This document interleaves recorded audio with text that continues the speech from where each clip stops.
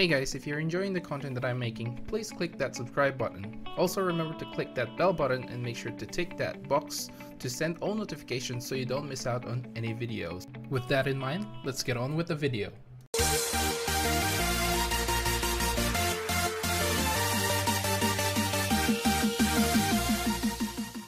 What's up guys, welcome to Monchkinz Gaming, where we take your gaming to the next level. This is Monchkinz logging in to bring you another Dissidia Final Fantasy Opera Omnia video.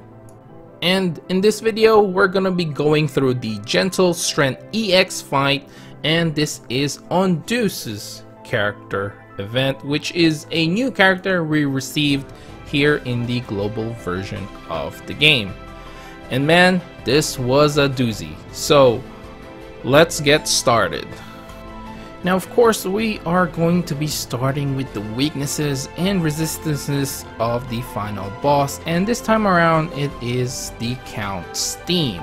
Now it is weak to magic based attacks but has resistance to melee and holy attacks. As for its abilities, it has access to Fire, which is a Fire Magic Brave attack, which will become Firaga at level 51. A Group Fire attack, which is a Group Fire Magic Brave attack, which again will turn into Firaga at level 51. And Counter Fire, which counters melee Brave attacks with Fire Magic Brave attacks. And this again will turn to Firaga at level 51. And the Counter Firaga will remove all buffs, and this includes all the enframed buffs as well. It has access to Leg, which is a melee HP attack, Right Steam, which is a magic brave attack, and Left Steam, which is also a magic brave attack. Next, it has Multi Slash, which is a melee brave attack plus an HP attack. Flame Ball, which is a fire magic brave attack and also grants itself an attack up. Steam Burst, which recovers itself from its break and uses a group magic brave attack plus group HP attack, which also inflicts an initial brave down. Now let's take a look at the unique mechanic that the boss has, which starts off when it's targeting itself. Basically, it will use a Steam is building, which raises its speed, attack, and defense. And basically, this is a buff that cannot be removed. Next, it has Steam is further building, which removes all the debuffs in frames included and grants itself elude and raises its speed, attack, and defense. Plus, it will be resistance to ranged and melee attacks. This only happens when one of them is killed though, and I do believe this only really happens in the EX fight. And finally, it has Blown Off, which cancels the speed, attack, and defense boost from the build Steam. And finally, it has a immunity to defense down and speed down debuffs. Okay, so now that we know the weaknesses, the resistances, and the abilities of the Count Steam, it's time for some general tips and guide. And the first one is to save about 70 to 80% of your abilities for the final boss, because you're really gonna need those abilities for this one. This is probably the hardest EX fight that we have received thus far. Next is to bring in the boosted characters such as Deuce, Ace, and Aerith. And if you don't have any of these characters, other characters that you may consider bringing are Terra, Vaughn, although with Vaughn it can be a bit iffy because he does use the holy element as well. You have Setzer, Garnet, Beatrix, Lael, Papalimo, Sarah, Alice, Vincent, Realm, or Celeste.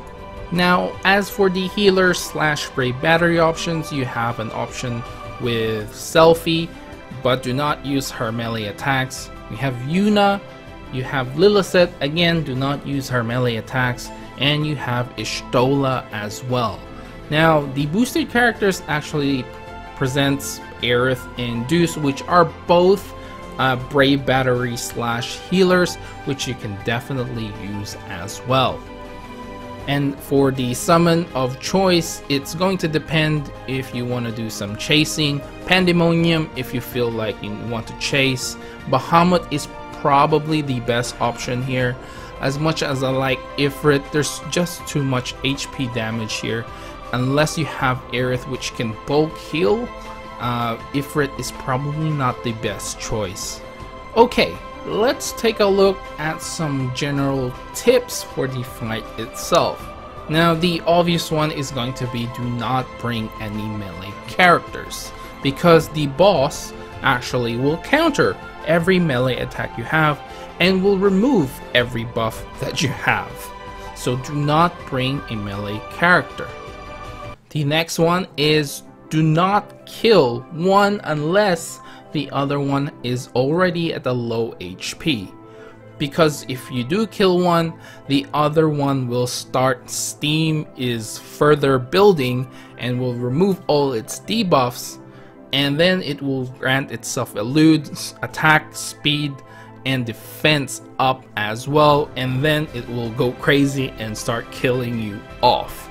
So you're better off trying to kill them both almost at the same time. Next is to use your summon wisely. Now, this is going to obviously differentiate what type of team composition you have.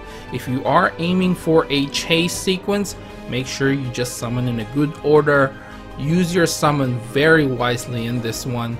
For me, I didn't summon straight away like I usually do. I waited for a moment where I feel like I'm gonna be in trouble. I'm gonna use it now to get myself out of this hole and try to push the enemy back as much as I can. And finally, the last tip for you guys is basically how the boss works. This one is what I noticed it does. So after building up steam, it will attack 3 times, 2 single target attacks, which can be the fireball ability or the right or left steam magic attack, or multi-slash, or it can also use leg. If it has enough brave, it will actually use leg and kill off your character. There's no questions about that, but for the most part, what I notice it will use fireball or the right or left steam, and again it will use multi-slash if your HP is about halfway through, and I do believe it will, especially if you're broken. It can also break you. Now, the final attack that it will use before it blows off its steam is basically the steam burst. Now, there is no way to get away from the steam burst unless you're using Setzer, which you can use to freeze him, or I guess if Kefka is available, but Kefka's not level 60 or awakened character yet, so unfortunately at this point you're gonna have to take that HP damage. Try not to get broken so you do receive less HP damage if you're not using Setzer. Okay, so now that we have gone through all that, it's time to take a look at some possible party compositions, and in the first one is going to be the boosted characters, which are Ace, Deuce, and Aerith. And for the support, I do believe Setzer is probably the safer choice, and you have to have Bahamut as your summon. One quick note though, if you are using Ace, you're better off using him with an EX weapon. If you do not have his EX weapon, it will be a little bit more difficult for you to get through this fight. The next one I have here is Beatrix, Deuce, and Setzer with a Setzer support.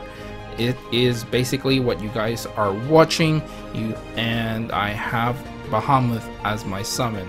The trick here is to spread out your own Setzer's freeze ability and use the other Setzer during your summon, and of course use the freeze debuff as well. Try to maximize the turn count for the freeze with this setup. The next one I have for you guys is Ace, Deuce, and Setzer with an Ace support. Now basically this sort of acts the same way as the first one. However, you are using your own Setzer plus an Ace with an EX weapon as your support, and you have Behemoth as your summon. Basically these are big boy damages, and unfortunately with this one there is no healing, so you better make sure that when you receive that steam burst that you are not broken, so you don't lose a lot of HP, so you can still finish off the mission. And finally, the last one is a little bit of a mix-up that I have seen people actually use, so kudos to these people for using this party composition, which are Beatrix, Vincent, and Deuce. Now Vincent is actually a pretty good character, and it will reduce the amount of brave damage you are receiving from these boss. Now I actually didn't feel like Vincent was a good choice per se, but people are actually doing it, and I feel bad that I didn't really use him or try to use Vincent here. But I do feel that his attack down debuff is really good. Of course you do have to make sure that when you kill one boss that the other one is close to dying, because it will remove all those debuffs that you have applied on that boss. Now this is also backed up with a little support and Behemoth for its summon. Okay, so we are at the end of this video, and guys, I just have to say that good luck if you're trying for this EX. It's not that simple like other EX fights. I mean, the unique mechanic of the boss is actually pretty simple. It's just that it does a lot of HP damage, and it will take advantage of you if you break it at the wrong time, and it recovers its brave at the right time.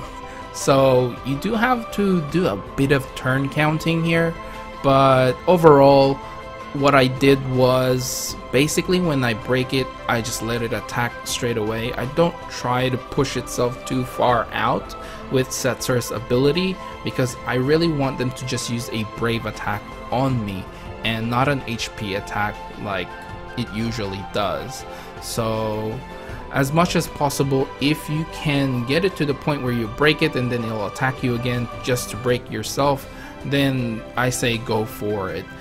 Try not to push it too much with Setzer's ability if you are using Setzer as one of your characters, because you don't want to get to the point that it recovers its brave all of a sudden and then just uses leg on you, and then you lose that half your HP, or it's about to get its brave back and then it'll decide to use multi-slash instead to get all those brave back and break you as well, and therefore killing your characters. Now it also took me quite a while to get the high score that I wanted or needed at this point.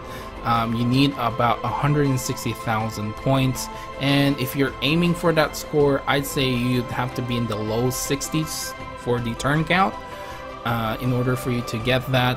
And otherwise, I just wish you guys all the best and all the luck in the world if you are trying for this EX. And I want to know from you guys if you have a different strategy for this one. Basically, as you guys can see, I have double Setzer for this one. It's basically just, you know, panning out the freeze debuff as much as I can. Obviously, like I said earlier, I've seen people do it with Vincent, which reduces their their attack value with the debuff, so you can definitely do that. But if you guys have any more unique ways to tackle this boss, please let me know in the comments down below.